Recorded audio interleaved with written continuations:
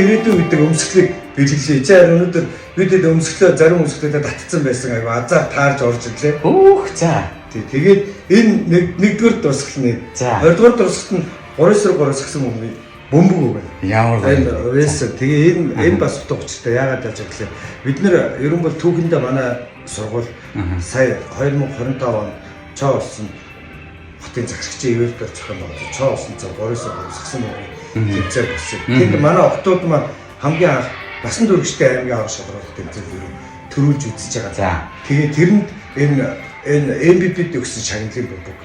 Тэр бөмбөгийг багштай бэлгэлсэн. Тэр хүн маань, охин маань. Тэгээ энийг би чамд бэлгэлж. Чи миний бас амар дотны шав. Хамгийн гол манай анх тагчдын нэг учраас би бэлгэлж байгаа. Тэр бол өгч чадахгүй шүү. Манай бас үе шавнаас. Энийг ойлгоорой. Тэгээ. За, баярлалаа шав. Шууд өмсч. За, ямар. За. Ямар гоё юм бэ багшаа. Энэ бол ёстой юугаарч үнэлшгүй билгээ. Чи бас тэгээд би бас өнөөдөр бас энэ сэлэн бодносын өмсөж. Тэгээд сэлэн бодносын өмсгөл өмснөө бас нэг учир шалтгаан байгаа. Гэтэ өнөөдөр хоёлаа айгу санаандг байж байгаа таарчлаа ийм юмудтай. Энэ манай нэг хамгийн анх манай ирээдүйн багаас дээдлийг бас сэлэн бодносоор тоглосон. Сарантигийн Баттөргөө гэдэг. За. Тэрний бэлгэлсэн халаалтын амтсан. Ямар гоё. 2018 онд өгсөн Баттөр сэлэн бодносоор сонгогдож дээдлийг тоглосон. Сая 20 онд төгссөн Адиаман төрүүжид бас сэлэг бодон сог 7 дугаар байгаад дараалтын 7 дугаар ирэхээр сэлэг бодон сог багш нэгдсэн учраас миний 2-2 шав юм баг. Миний өөр дэмждэг баг бодлоо. За бисэж найцсахгүй. Тэгээд энэ багыг бас дэмжихгүй байж болохгүй бас нэг баг. Тэгээд би тэн дээр нөгөө яг автосны араар гарч байгаа 69 машинд мөргүүлсэн. Харин тийм агзаараа мөргүүлээ. Тэнд юм уу те? Тэгээд тархины цууралт аваад нуснаас ус аваад тархиндаа цуурсан. Тэгээ бүтэн жил имжлэгдээд доод үедээ орж байгаа шүү дээ. Доод үедээ орохдоо би яг удирж байгаа мэдрэмж авсан байхгүй. Тэгээд тэр чинь 3 дугаар анги. 3 дугаар ангид байжгаад тэгээд би 3 дугаар ангиасаа 6 дугаар анги хүртэл гэрээсээ гарахгүй. Манай ээж намайг гадаа гараач гээд би ингээд гарангууд ичгүүр аваад байгаа. 3 жил шүү дээ. Бүрэг байгаад өөрөөсөө ичдэг байсан тэр хүүхдийг үгүй юм байна шүү дээ. Надад чаддаг зүйл байгаа юм байна шүү дээ гэдэг зүйл тэр үед өөрчлөгдсөн байхгүй. Тэгэхээр багш хүн гэдэг бол яг нүдийг нь олж та яг тэр цагтаа л орж ирсэн. Тэгэл тэр үеийн секцний найзууд минь ингээл би тэдүсгийн дуу нэгэ чимэг хөх ингээл ажиглал явжсэн хүүхд байхгүй. Тэгээд сагсаараа тэд нар амжилт үзүүлсэн, спортоор урлагаараа амжилт үзүүлсэн, супер салаагаараа амжилт үзүүлсэн. Та амьдрал дээр хинт хамгийн их талархаж явдаг цөөхөн хүнийг нэрлэл. Ганц хоёр. Олон л байж. За мэдээж олон л байгаа. За хамгийн нэгдүгээр би ангийнхаа багшийг мөнх эрдэм багшаагаа хэлнэ. Ерөн бол миний амьдралын бүх юмд тусалсан. Болохгүй үед манд өсөжсэн, болж исэн үед манд хөхөөлн дэмжижсэн. Тэ бас сэтгэл гондоохон явахгүй дүүтэл хамгийн зөв туслагч маань хамгийн амьдрал чиглүүлсэн маань мөнх эрдэм багш. Тэгээ хоёрдугаарт мэдээж би ээж аавгаа хэлнэ, гэр бүлээ хэлнэ, ах дүүнэрээ хэлнэ. Ах ягчнэр дүүнэр гүрэн амьдрал төсөөлөд хэцүү. Сая айл ягчтай ярьжсэн чинь дөрөвт өдрийн нөгөө бичлэг үзээд ээж нь тий бид нар гэр бүлээрээ нөгөө таныг үзэх гээд суудаг байсан гэж ярьжсэн. Нэр тэрийг үзсээ тэгсэн байсан. Манай гэр бүлийнхэн ч надаар бахархдаг бах. Би ч гэр бүлээрээ бахархан, аваараа бахархан, мэдээж ээжээрээ бахархан. Хоёр ихчээрээ маш их бахархан. Бид гурав баг энэ гэрийн ноён нуруу байлаа ш. Тухайн үедээ манай том ах маань бас нэг амьдралын шаардлагаар одоо өөрийн биеийн үгээр ч гэдэг юм уу эмээ өдөр өссөн. Тэгээд гэртээ бид гурав чинь толгойн байлаа. Хоёр ихчийнхээ үгэнсээ ордог байлаа. Хоёр ихчтэй бас дуустын болохын төлөө байдаг байлаа. Хоёр ихчтэй баярлалаа гэж хэлээ. Чи хоёрхан болчихдаг юм.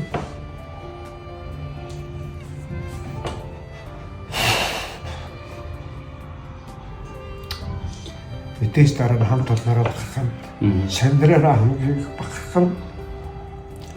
Тэгэл хоёр өчтэй би амар. Өнөөдөр ямар ч ажилгүй ирсэн. Зүгээр л нэг тийм зүгээр л ирээд ирсэн шүү дээ. Ирмээр санагдал. Тэгээ багшаанаа дээрсэн чинь баг сургалт барайна гэж ирсэн. Тэгээд яг гоё тэр цаг мөчтэй нэрсэн байна. Тэгээд ийм сайхан бэлэг авлаа. Тэгээд сэтгэлийн ийм сайхан уулзалтууд гэдэг бол юугаар ч үнсэхгүй сайхан зүйл байдаг. Тэгээд та ингээд гоё сэтгэлээсээ ярьсан нь бидний сэтгэлийн холбоотой. Харин тийм амар их ярил чадаад байна.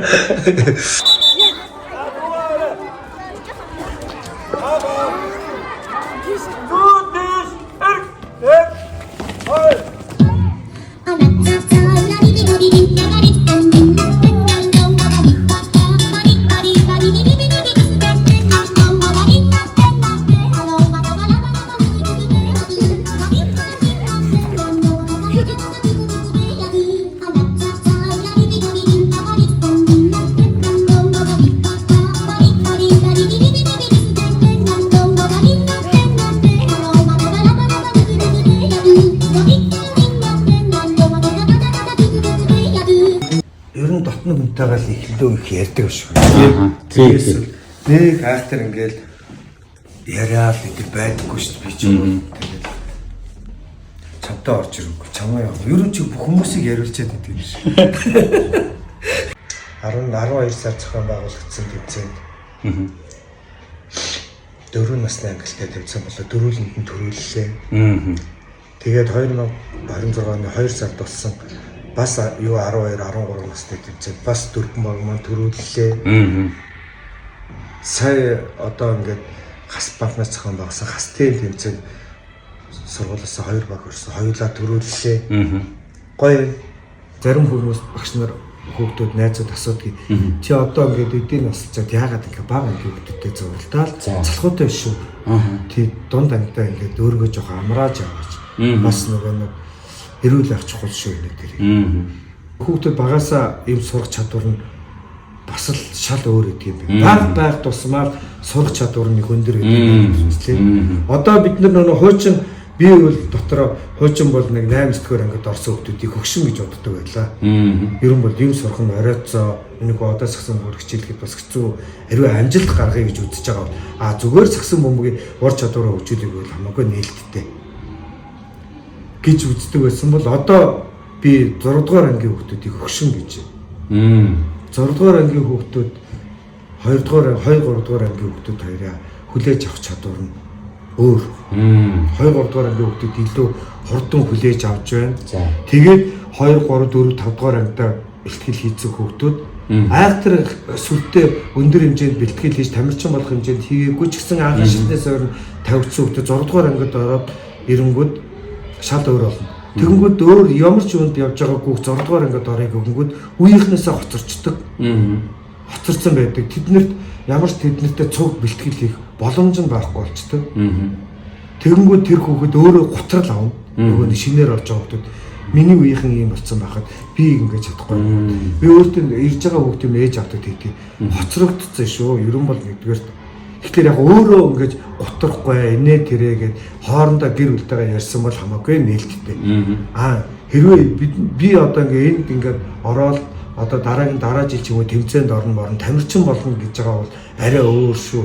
Тийм юу зорилготой орж ирж байгаа бол бас хэцүү. Тэрийгээ сайн ярилцаарай.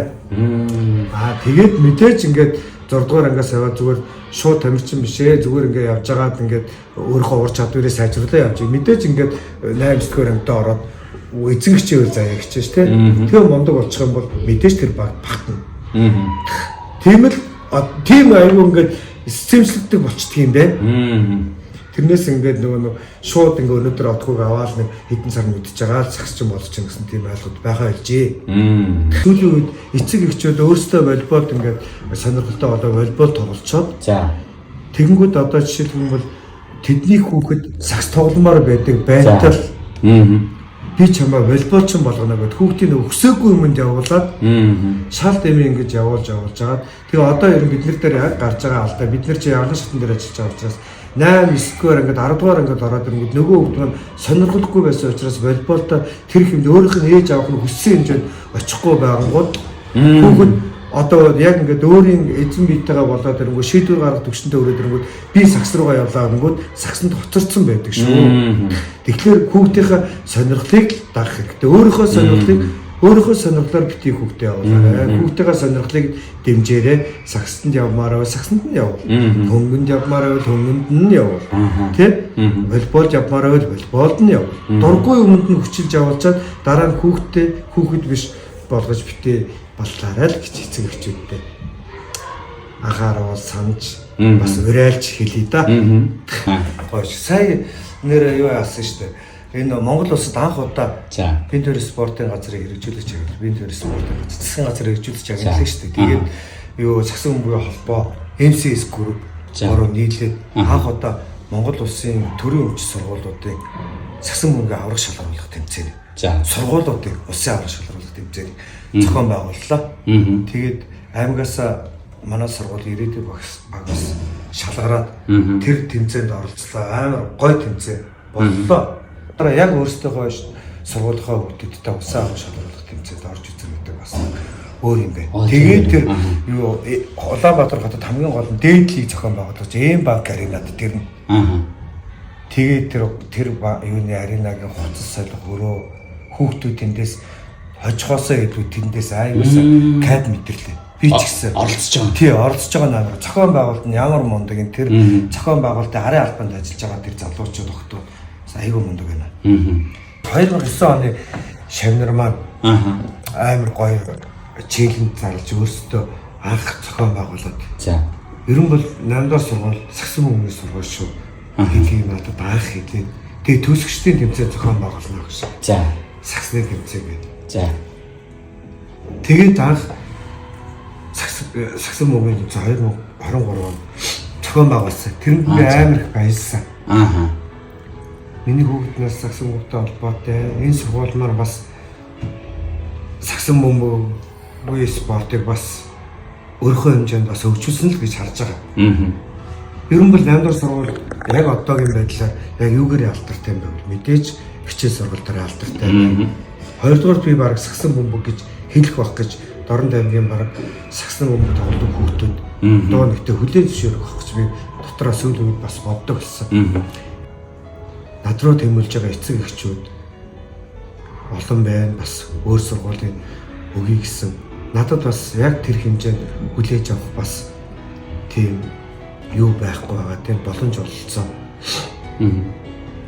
Тэгээд юу яаж байгаа учраас бас энэ сургуулийн Сагсан бөмбөг өдий зэрэгтэй байлгахын төлөө бас энэ зэрэгт хүрэхийн төлөө бас хэдэн жил зарцууллаа бас хичээлээ. Тэгээд надтай ерөн үе хамтарч ирсэн үеийн Сагсан бөмбөгч 8 дугаар сургуулийн төгсөгчдөө маш их баярлж авдаг шүү. Тэгээ одоо Сагсан бөмбөгийн тэмцээн маань одоо энэ жил 4 дахь жилдээ зохион байгуулагдаж байна. Тэгээ миний төгсгсөн хамгийн анх төгссөн 2005 оны 10 дугаар он төгссөн тэр үеийн шавнар бүгд зохион байгуулах гэдэг энэ жилийн эрхээ аваад өөртөө зохион байгуулах гэж байгаа. 2005 онд төгссөн Сагсан бөмбөгийн тамирчдаа зөвхөн ерөн бол бас тухайн үедээ хүндлэгдэж аймагт бас хайрлагдчихсэн. Коби баяраа. Баяр сайхан.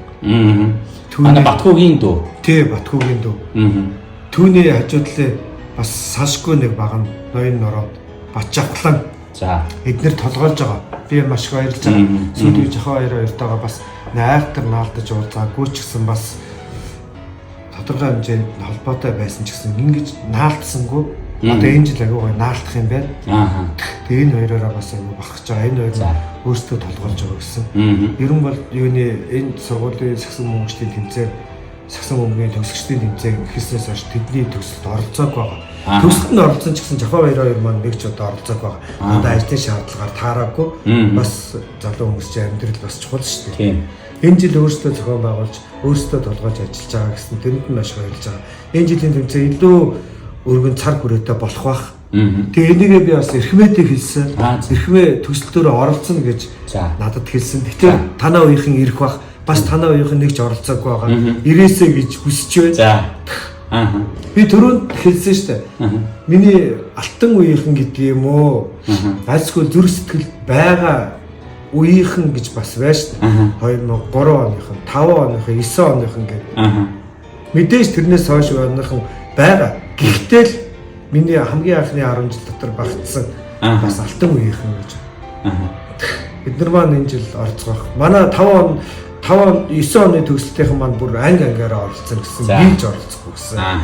10А Б гэдэг. 10А Саранхуу ахлагчтай 10А гэх байна. За. Батхөрөл Саруул хоёрын ахлагчтай 10B ангийнхан байна. Тэгээд манай дүү Отхон төгс Шайби Батбаяр эдэргээ тэд нэр тэргүүтээ 10B ангийнхан 10B ангийн энх болоор эдэргээд одоо тухайн үед нэг багийн шигшээгийнхэн болсон өн бол тэгээ идрээ гэдэг. Бид нар маань ангаараа үзэх юм гэсэн. Та нар бас бэлтгэлээ хийгээрээ бооцоотой үзье эдэр гэж хоорондоо хэдэн сар таам бэлээ. 6 сарын 20 21 гэсэн байсан. За. Зарыг түмэн түгээе. Түмэн түгээ гэж байна шүү дээ. Тий. За. Багштай сайхан байлаа. Үнээр сайхан байлаа. Тэгээд санаандгүй сайхан очирлж. Ямар ч бүр бодлогоор би ерөөсөө ингэн гэж ямар ч бодол байсангүй ер нь ийм үнд тохиолдсон ч гэж бодсонгүй. Тэгээд өчигдөр амар гоо кап авчаал өнөөдөр ажилдаа агай гоо ингээл байж илаа.